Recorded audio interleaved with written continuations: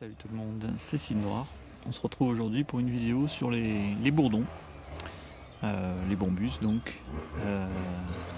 Donc le principe est d'attraper une reine quand elle cherche à nicher. Donc vous la voyez, elle vole au pied des murets ou au pied des talus. Et on voit qu'elle cherche en fait un trou de souris pour nicher dedans. Et le but c'est de l'attraper à ce moment-là, pas quand elles sont sur les fleurs, parce que là il n'y a aucune chance que ça marche. Et quand elles sont en recherche d'un nid, il faut l'attraper très rapidement et la mettre rapidement dans un nid artificiel. Donc là pour moi là, actuellement c'est les boîtes en carton, j'ai acheté des nids mieux faits mais bon ils arriveront que dans 2 semaines. Et donc là je suis en train de filmer l'entrée d'un carton puisque j'ai réussi à attraper un bourdon, enfin une reine donc alors je pense que c'est un bombus terris je crois, enfin des terres quoi, qui niche dans la terre. Et alors cela, à chaque fois que j'ai essayé l'expérience, le bourdon est parti du carton. Enfin, le but donc du coup c'est de l'attraper, de l'enfermer dans le carton quelques minutes, et ensuite d'ouvrir. Bon, de toute façon si on l'entend voler dans le carton dans tous les sens, c'est que vraiment il se plaît pas du tout, qu'il est en stress. Et dès que vous ouvrez, il part droit. Mais là, celui-là, étrangement, je l'ai pas entendu voler du tout dans le carton. Et pourtant j'en ai essayé peut-être facilement une dizaine, mais à chaque fois ils sont partis comme des fous. Et celui-là je l'entends pas du tout, alors je sais pas ce qu'il fait, enfin je pense qu'il est en train de prendre ses repères, enfin j'espère en tout cas. Et donc j'attends la sortie, voir s'il sort comme un fou ou si il va sortir tout doucement et faire un vol de repérage autour du carton pour bien mémoriser où est l'entrée du nid. Et comme on peut le voir, il y a une autre boîte à côté. Et dans celle-là, j'ai réussi à faire nicher un bourdon, c'est un bourdon orange, je sais pas exactement, je connais pas encore vraiment les espèces. Mais là par contre ça a marché, donc pareil je l'ai gardé enfermé quelques minutes. Et ensuite quand j'ai ouvert, il a fait un vol de repérage. Et ça a marché. Alors là je vois un bourdon orange au-dessus de moi. Parce que j'ai essayé de faire nicher un bourdon orange dans ce carton là, ce matin. J'en ai attrapé un. Et ça a marché, elle a fait le vol de repérage, nickel. Et malheureusement, quand elle est revenue, elle n'a jamais retrouvé l'entrée. C'est le problème des bourdons, c'est qu'ils sont pas très doués au début. Et du coup, ils ont beaucoup de mal à... Enfin, ils ont beaucoup de mal. Ça arrive assez souvent qu'ils n'arrivent plus à retrouver l'entrée du nid qu'ils ont repéré. Et malheureusement, voilà, c'est arrivé ce matin, j'étais un peu dégoûté. Et du coup voilà, donc j'attends patiemment la sortie de ce bourdon qui est magnifique. Hein. C'est donc un gros bourdon qui est noir avec 2 rayures oranges sur le dos, je crois, et le derrière tout blanc. Et en plus, je crois qu'ils font des nids assez énormes. Mais oui, alors là, c'est curieux parce qu'ils ne sortent toujours pas. Normalement, en général, ils mettent 5 minutes pour faire le tour du carton. Alors, le principe, c'est de surtout leur offrir les matières premières pour faire le nid. C'est-à-dire, moi, j'utilise un fond de mousse et ensuite du kapok. C'est ce qu'on utilise pour rembourrer les coussins. Il paraît que c'est ce qui marche le mieux pour faire nicher les bourdons. Et donc du coup voilà, il y a un fond de mousse et du kapok à l'intérieur. Et donc l'année dernière j'avais papote, hein, puisque on attend toujours qu'il sorte le monsieur, enfin la madame plutôt. L'année dernière j'avais mis une boîte à chaussures sous le palier de ma maison, enfin ce qui est maintenant ma maison mais qui à l'époque n'était plus habité. Et il me restait un petit peu de kapok, donc j'en avais mis dans la boîte. Et puis bon, au final dans l'été j'avais vu que ça n'avait rien donné. Et ce printemps quand j'ai voulu réutiliser la boîte à chaussures, en fait j'ai remarqué qu'il y avait eu un début de nid. Et voilà, il devait y avoir 4-5 ouvrières. Et en fait quand j'ai vu une ouvrière morte dans le kapok, je me suis dit tiens c'est bizarre. Et en fait ouais, elles avaient niché, il y avait eu un début de fondation, mais la reine est morte sûrement, parce que je l'ai pas retrouvée elle par contre. J'ai retrouvé 3-4 ouvrières mortes dans le nid. Donc ça devait être vraiment le tout début. Et il paraît que ça arrive assez souvent que la reine meure à l'apparition des premières ouvrières. Surtout si elles ont été parasitées. Voilà. C'est le temps d'incubation de la larve qu'elle a à l'intérieur d'elle-même et qui la mange de l'intérieur. Et c'est le temps que ça met pour la tuer. Et alors j'espère que le bourdon ne va pas sortir à ce moment-là. Là, sous cette vieille boîte à chaussures que j'ai protégée de la pluie, qui était toute pourrie, enfin pourrie à moitié par la pluie. Donc du coup je l'avais abandonné cette boîte. Et en fait un bourdon a niché dedans aussi, un bourdon orange. Alors j'y croyais pas du tout. Quand j'ai voulu voir ce qui se passait dedans, j'ai soulevé la boîte, il y a le fond qui s'est détaché, enfin c'est une catastrophe cette boîte. Mais ça lui a plu en tout cas. Donc du coup je me retrouve avec la boîte donc qui est derrière moi toute pourrie, la boîte à chaussures, la boîte bleue qui est à côté avec le bourdon orange.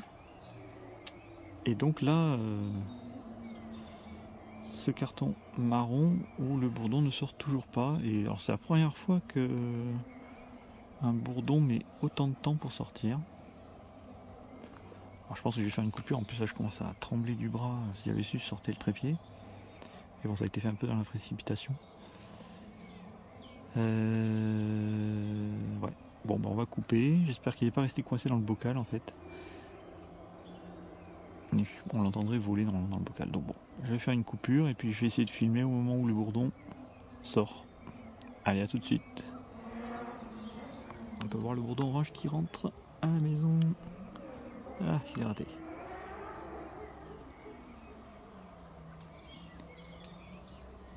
Allez, à de suite. Alors on se retrouve, oui, quasiment 2 semaines après. Donc j'ai essayé de capturer un bourdon, enfin de faire nicher un bourdon terrestre, ce qui n'a pas marché du tout, parce que vous voyez que le carton n'est plus là, et qu'à la place on peut voir un nid que j'ai acheté, mais ça je vais vous expliquer plus tard. Donc du coup, voilà, j'avais une reine j'avais réussi à faire nicher dans cette boîte à chaussures, en l'enfermant quelques minutes dedans, et puis voilà, ensuite en sortant elle avait fait un vol de repérage, et puis donc elle a fait pendant 2 semaines, elle a commencé à nicher. Et puis malheureusement, ça s'est arrêté, elle a dû mourir, soit tuée, soit parasitée, enfin on ne sait pas. Et donc on peut voir du coup le début de la construction. Donc on peut voir qu'elle commence toujours par faire un petit pot en cire là qu'on peut voir, qui est là, un petit pot orange là, donc fait en cire. Et on peut voir qu'elle avait commencé à le remplir de nectar. Et ensuite elle avait commencé à construire le nid à côté, comme elles font toujours. Donc là on peut voir qu'elle avait commencé à mettre un peu de cire. Mais elle n'a pas eu le temps de faire les alvéoles malheureusement. Et ça n'a rien donné. Donc grosse déception, parce que bon, c'est quand même la première année où je tente les nids de bourdon. Et là que ça avait réussi, voilà. Bah, finalement ça n'a pas réussi. Le nid, je ne sais pas si vous vous souvenez, je vous avais parlé là d'une boîte à chaussures toute pourrie où il y avait une reine qui avait niché toute seule. Donc je vais vous montrer l'état de la boîte à chaussures. Je me suis dit c'est pas possible, je peux pas la laisser là-dedans, c'est en train de tout pourrir. En plus avec la pluie qui faisait, ça prenait l'eau malgré ce que j'avais mis dessus. Donc voilà l'état de la boîte à chaussures. Donc en fait une souris avait niché dedans. Elle avait agrandi le trou là. Et donc voilà, ça a plu au bourdon, il s'était installé dedans. Voilà. Mais bon, c'était vraiment dans un état lamentable. Donc je me suis dit, je vais tenter, je vais mettre le nid avec la reine. Et il y avait, je sais plus s'il y avait des ouvrières, dans le nid, direct.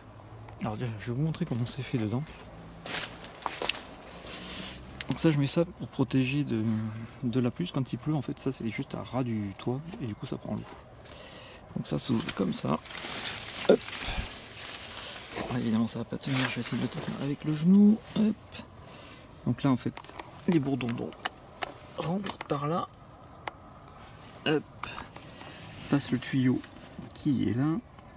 Et ensuite atterrissent dans le nid qui est là. Voilà. Ensuite j'ai mis de la mousse, du capoc. Voilà. Et dans l'idéal, le bourdon niche dedans. Donc c'est la même configuration. Non, je vais refermer bien, pour pas abîmer le carton. Hop, voilà. Donc j'ai installé le nid dedans avec la reine et oh joie, le lendemain matin j'ai remarqué que la reine avait repéré l'entrée du nid. Parfait. Donc d'ailleurs je vais installer le caméscope là, comme ça si on voit quelque chose rentrer ou sortir, ce sera plus intéressant que juste mon blabla. Hop, on filme là. On fixe ça, on va zoomer un peu. Voilà, pas mal comme ça. Bah, il commence à y avoir un peu trop de fourmis là. Ça me plaît pas trop ça. Et donc vous avez vu que le bourdon à la base il rentre par le côté. Enfin disons que c'est plus simple pour lui de se repérer. Une fois que le bourdon a pris l'habitude de rentrer donc dans le nid, là j'ai fermé, là je fais donc la première étape, c'est-à-dire fermer ce côté-là avec le clapet. Enfin, avec le petit taquet qui tient le côté fermé. Donc maintenant elle rentre par l'ouverture devant. Donc du coup j'espérais qu'il y ait un petit bourdon qui rentre ou qui sorte, parce que bon, l'avantage des bourdons c'est qu'ils travaillent assez tard. Mais là malheureusement non. Alors je vais vous laisser peut-être le caméscope devant l'entrée. Et non, on va regarder directement ce qui se passe dedans. Vous allez voir, c'est assez... Enfin, pour moi en tout cas ça me passionne vraiment, je trouve ça super mignon. Alors... Ouais, par contre je vois qu'il y a des ouvrières qui rentrent, des fourmis qui rentrent dans le trou. Ça me plaît pas trop. Hop. Alors. On va enlever. Voilà, on va dézoomer peut-être un peu aussi quand même. Voilà. On va enlever ça. Hop, pareil, le toit qui protège un peu l'entrée. On va ouvrir. Hop. Donc, ouais, j'essaie d'ouvrir d'une main, mais... Alors, j'ai posé le caméscope, désolé. Hop.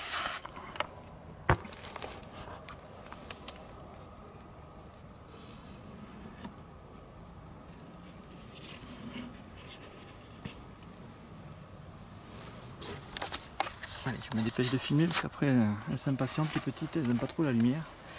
Donc là, super, on peut voir la reine. Hop. La grosse mémère qui monte sa tête, voilà, qui sort.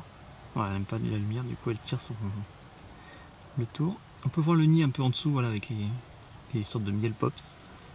Et les petites ouvrières qui sont autour. Voilà, regardez comme c'est mignon. Moi j'adore, avec leurs petits poils là. Et elles sont pas contentes du tout là.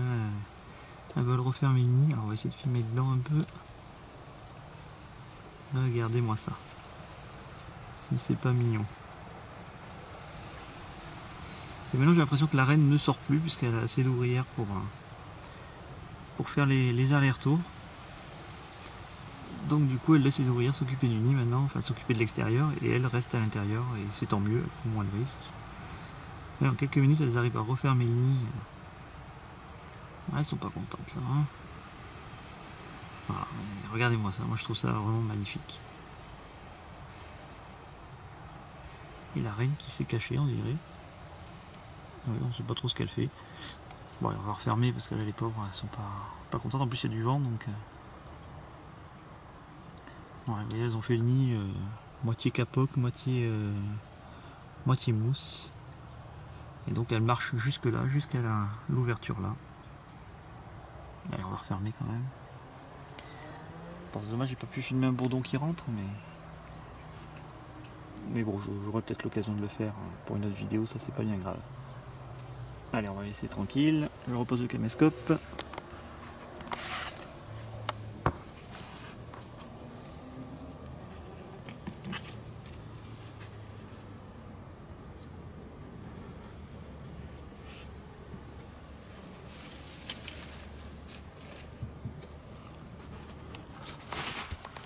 Hop. Alors on va poser le caméscope au cas où une ouvrière arrive. Donc voilà, ce sera sûrement ma plus belle réussite de l'année. Donc oui, quand je parle de miel pops, hein, en fait, oui, ça fait des petites boules. En fait, les petites boules, ce sont les alvéoles où il y a des ouvrières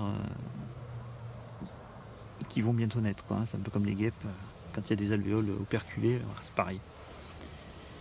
Donc voilà, donc je les ai mis dans ces nids qui sont pas mal, et pas trop cher, hein. Enfin malgré tout 80 et quelques euros le nid. Donc là bon, je savais que j'allais les recevoir assez tard, donc j'en ai commandé que 3. Mais ils sont plutôt pas mal. Après les autres plus haut de gamme, c'est du 100, 200 euros, ouais, 150, 200 euros, voire 300 euros le nid. Là bon, ça fait quand même assez cher. Surtout qu'on peut les faire nicher dans des trucs assez simples aussi, mais là ce qui est bien c'est qu'il y a le système, oui, alors là je vais vous montrer, vous voyez 2 petits crochets là. Donc ça je vous montrerai dans une prochaine vidéo, sinon on va jamais en finir.